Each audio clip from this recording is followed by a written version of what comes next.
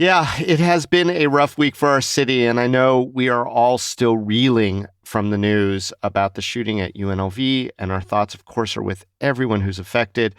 So today on CityCast Las Vegas, I'm going to sit down with executive producer Sonia Cho Swanson and Nevada Current editor April Corbin-Gurnis, and we're going to talk about the updates, latest ones on the UNLV shooting, the shooting at the homeless encampment that took place just days before that, and the indictment of 6 pro-Trump fake electors. It's Friday, December 8th. I'm David Figler, and here's what Las Vegas is talking about.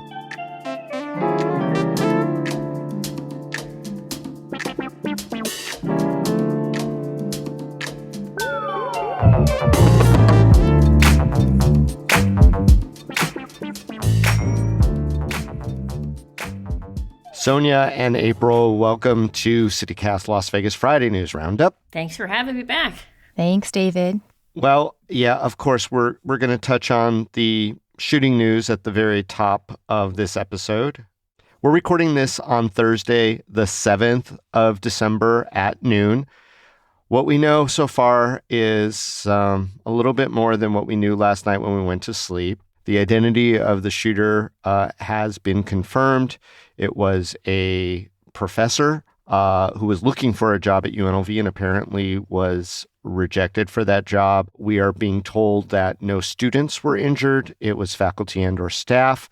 The police are certainly doing searches. The residence of the individual who is being pegged as being responsible for the shooting, and that was a Henderson apartment. Sonia, what else do we know? Right. So the Clark County Coroner's Office just identified 2 of those victims. The first is Professor Chajan Jerry Chang, age 64 of Henderson, and Assistant Professor Patricia Navarro Velez, age 39 of Las Vegas. The third deceased victim has not been named yet because the Coroner's Office is still working to identify their next of kin.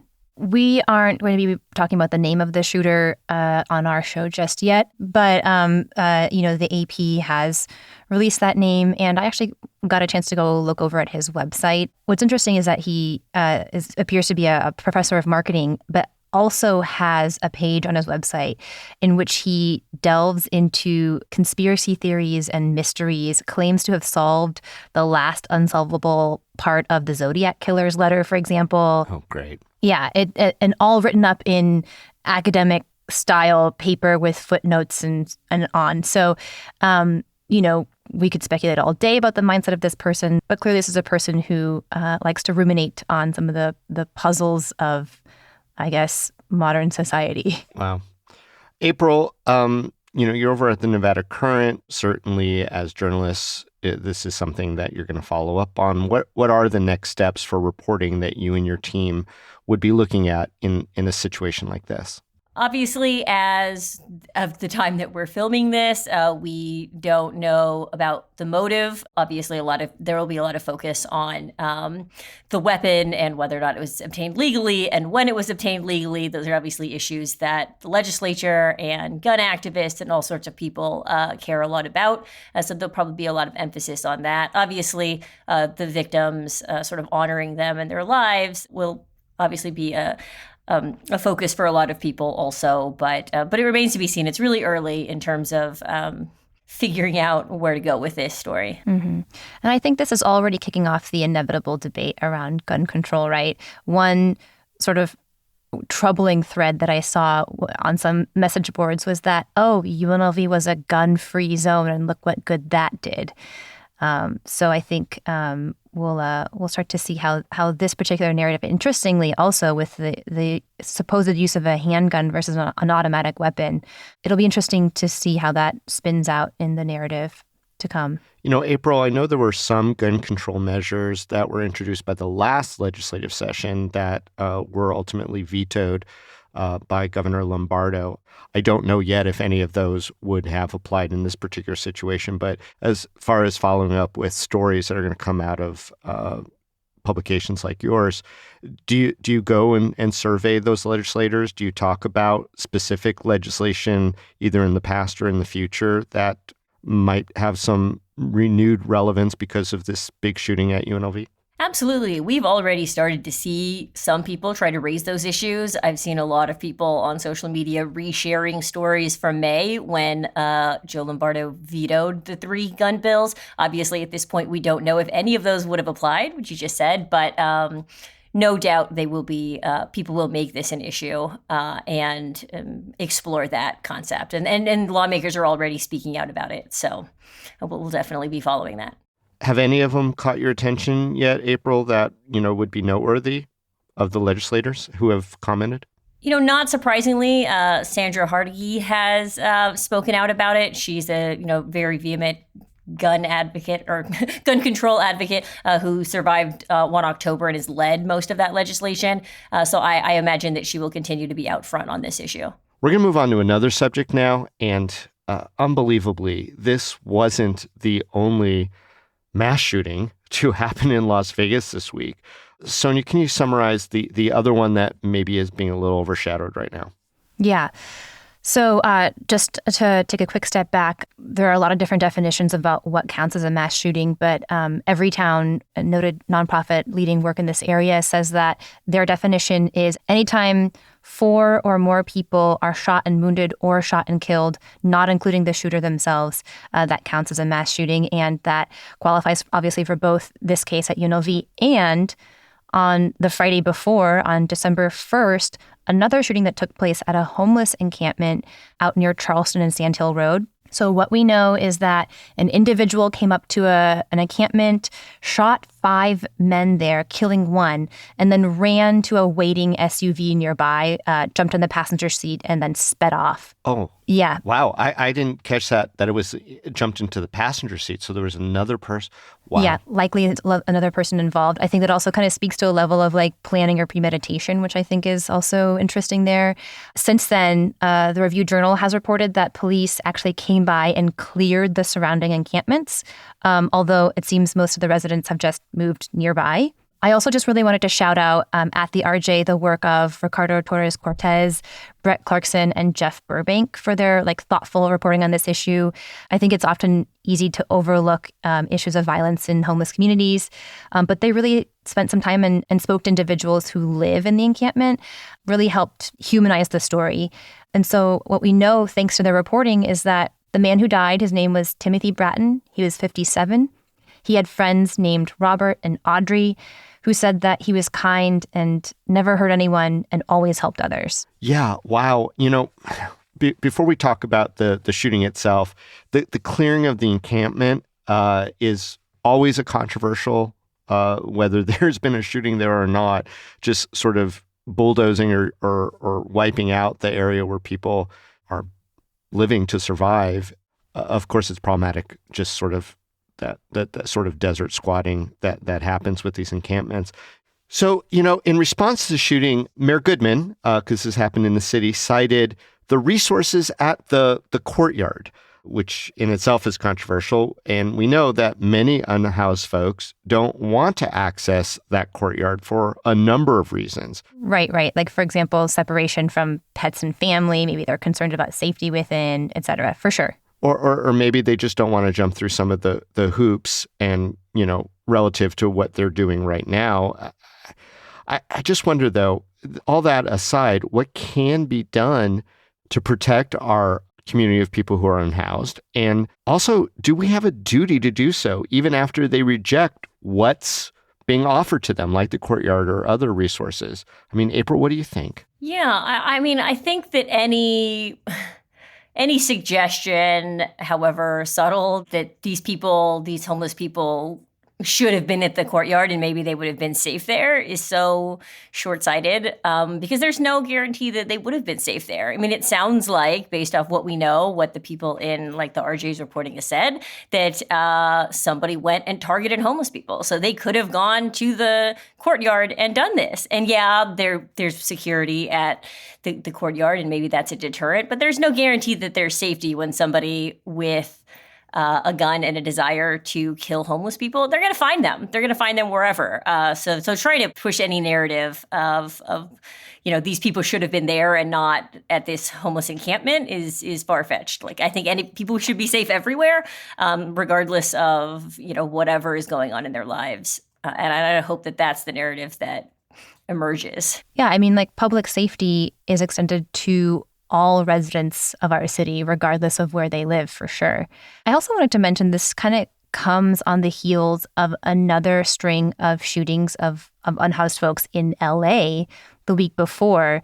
Law enforcement has said that they're not connected. I think they had somebody in custody in LA, but I believe this person actually ended up allegedly shooting 3 homeless people in LA. And what's interesting is I remember talking about this with Scott, our newsletter editor, a few days ago. And he mentioned that he'd gotten like an uptick in messages from readers who were kind of frustrated with homeless encampments encroaching on more suburban parts of the city. And that sometimes it could really leak into vitriol or anger against homeless people in areas where they weren't expecting to see them. And, I don't know about you, David, but like, I feel like I have seen more unhoused folks in areas like parts of Summerlin or Centennial Hills where my parents live, people panhandling outside of grocery stores in, my Trader Joe's. Like, it does feel like the last, 4 or 5 years, things have shifted in the suburb kind of neighborhoods of Las Vegas. Yeah, the tenuous status of folks is really being felt within the community. And no corner of the community is particularly safe outside of these gated communities, and even then it's nearby. Look, it's not linear. It's not either or. I don't think that we can say, wow, if we just had them all rounded up at the courtyard, then we can do all the good, especially since it's not practical and it's not desired by so many people. So, yeah, I think ultimately, there are going to be people out there who are targeting people they don't like the looks of. And people who are homeless are particularly vulnerable. And I do think we do have a duty. I mean, I asked the question, I did have a thought in my mind that there is a duty to protect them better, but not forget about, holistically all the other stuff that's going on. I mean, this is a really troubling development.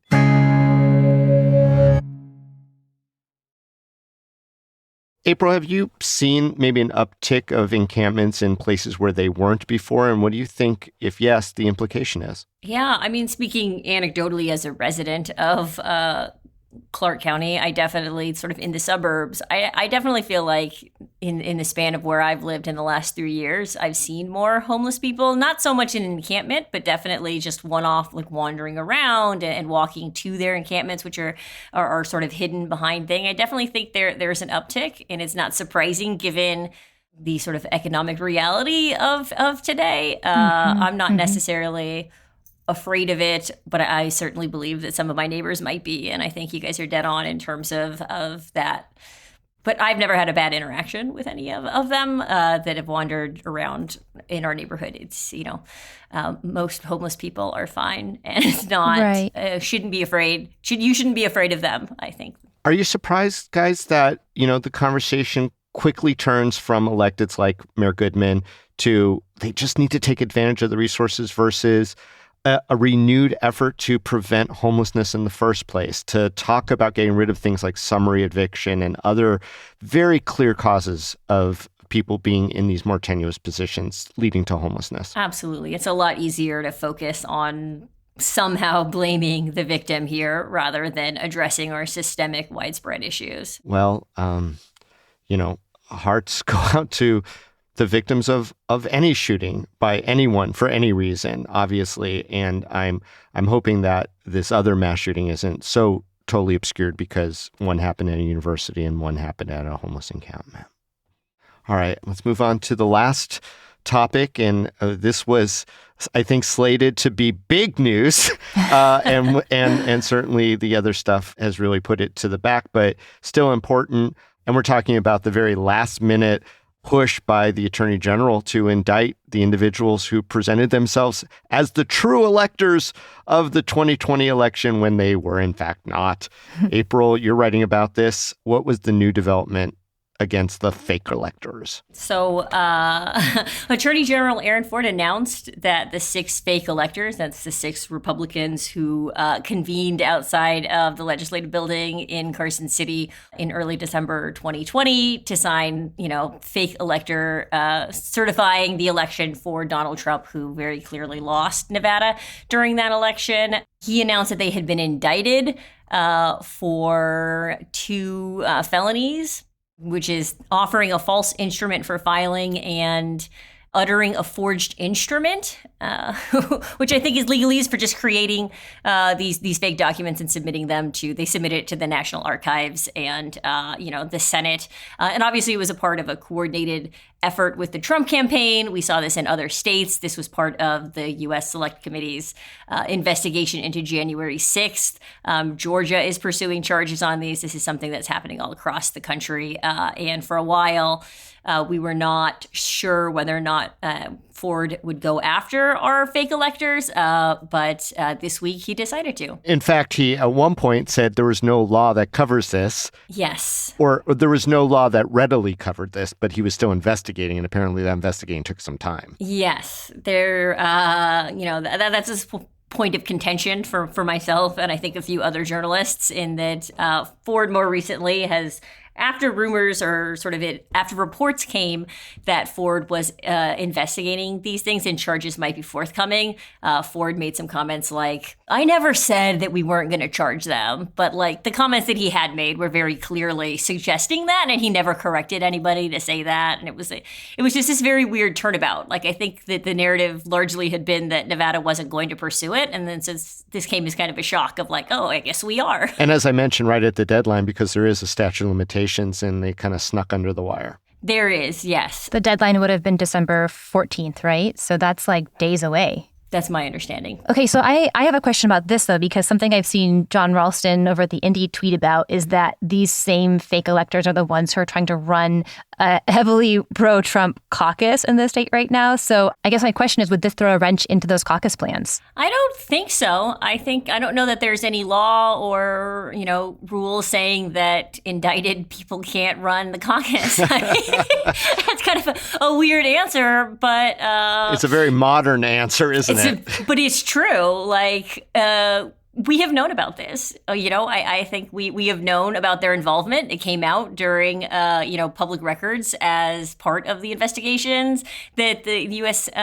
Select Committee did, that we know that they were involved. We know they haven't backed down. They have never said sorry or walked back from those actions, and they're still running the party. So if the party's cool with indicted people running it, then no problem. I think Ralston's really focusing on how salacious it is that, people who were definitely trying to ultimately rig the election so that Nevada said Trump and not Biden are now the ones that are in charge of the caucus, which is going to tell us who the candidate who gets all the actual Republican electors will be. And they all seem to be pretty pro-Trump still. So, yeah, I don't know how you accord all that or how there's no shame anymore. There isn't. I mean, it is crazy to think that, our Secretary of State's office has had meetings of, in preparation for Nevada's first presidential primary, which is mandated by the state. And the person who gave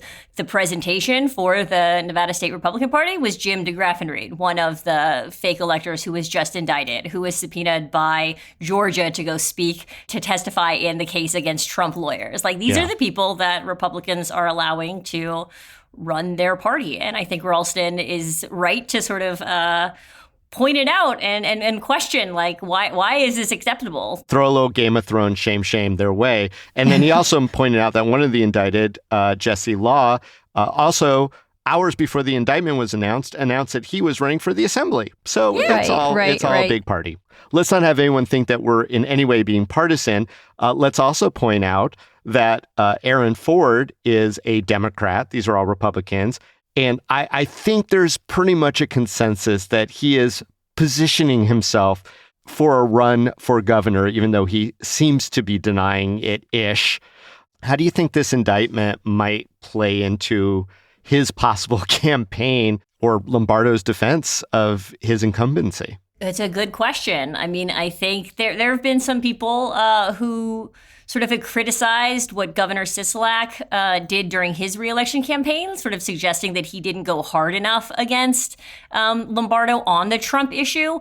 So we could see Ford go a lot harder. And this does that because there are photos of Lombardo and Michael McDonald, one of the fake electors who runs the chair of the state party. There's him hanging out in the governor's office, right? There's the endorsement of Jesse Law when he was running for Clark County Republican chair. So I think it definitely could play into the gubernatorial election that we all expect to happen. And that's the question, is you have to ask yourself in a general election, do most Republicans in Nevada, how big of an issue is this? Like, we know what the base of the Republican Party is and who they're aligned with, and what would happen with that. But in a general election, does this play a lot better? Like, how sick of the Trump stuff, all of this stuff, the fake elector stuff, all of that, how does that play with the general election? I think that's the big question. I do want to push back on the suggestion that perhaps Ford could have been timing the indictment to coincide with a bid for governor. It seems that other states have also leveled their charges or indictments against their fake electors also this year. So, for example, Georgia, Fulton County's indictment came through, I think, in August. Looks like Michigan's case came through also earlier this year as well. So despite the fact that it has been years, it does seem in line with what other states are doing in terms of their timeline as well. Well, that's interesting because, certainly he stepped into it. I can't imagine that whether it be the defense of this criminal charge or the potential election in the future, that, Ford's not going to be pilloried for doing this as a pure partisan attack on his enemies, right? That is the page of the Trump book. And I'm an innocent person. I'm being persecuted. And I have no doubt that Michael McDonald, the chair of the Nevada Republican Party and the other co-indictees aren't going to say the same thing. What's really curious, and I'm just going to say this because as a lawyer, I feel like I'm obligated to, but I'm going to make it super short. It's not the greatest, most solid legal indictment that I've ever seen. And I have seen quite a few. Okay, if you were going to give it like a letter grade, David, where like A+ is C-, like rock solid. Oh, C-. Wow. C-. Yeah. My colleagues are already sort of debating the various merits of how they approach. Look, he went back to 1911 to find a forgery law that has not been altered or changed in 110 years. I think he actually picked the wrong of the possible forgery charges that he could have done. That's just my personal opinion. People are talking about, look, this all happened up in Carson City. There are pictures in the Nevada Current of them all smiling and signing in Carson City, and yet it's indicted in Clark County, and there's not a lot of information on how the two jurisdiction rule, and not to get too deep into the weeds, plays out in that indictment. It's a very bare bones indictment. So there are going to be instant challenges. There are going to be strong challenges. So what are the implications of this whole thing? We waited last minute, and if the indictment actually fails, what are we left with? I think we're left with an even more fragile election system, and that's terrifying to me. Well, and certainly we are left with more fodder for criminalizing fake electors. There was a bill to criminalize fake electors that passed the legislature and that Joe Lombardo vetoed. You could argue that this proves the point of like, hey, we should have done that because what we have in statute now failed. But if we had passed the bill that Skip Daly had sponsored and pushed for, then there would be something. Or in the future, I think that was, in the future. You can't do it after the fact. But they could just prove that, hey, we need to take this seriously because people may be trying to pull off schemes like this in the future. Yeah. As soon as next year, guys. So much fodder, so confusing. Is next year really an election year? Please. Oh my God, it really is. Isn't it almost next year now? That's where we are. Less than a month away, we're in next year. Oh my goodness. Well, Sonia, April, thoughtful conversation as always.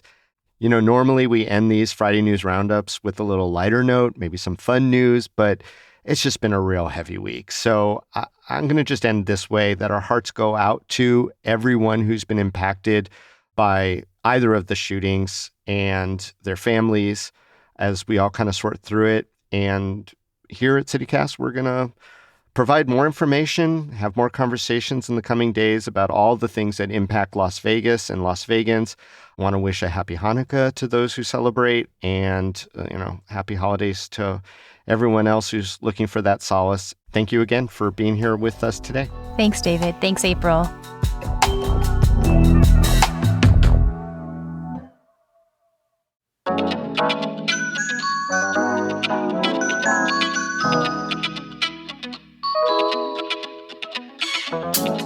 And that is all for today here on CityCast Las Vegas. Our executive producer is Sonia Cho Swanson. Our producer is Layla Muhammad. Our newsletter editor is Scott Dickensheets. And your hosts are Sarah Lohman and me, David Figler. Special thanks this week to Dylan Thomas, Natalie Rivera, and Andrea Salenzi for all their help this week. Music is by OG Moose, Epidemic Sound, and All the Kimonos. We record this show on the traditional homelands of the Nuwuvi, the Southern Paiute people. If you enjoyed the show, we do encourage you to tell a friend. The more people listening, the more community involved, the more robust our conversations can be. And also subscribe to our morning newsletter. We give you up-to-date information about all the news that's happening in the Valley. We'll be back Monday morning with more news from around the city. Everybody take care.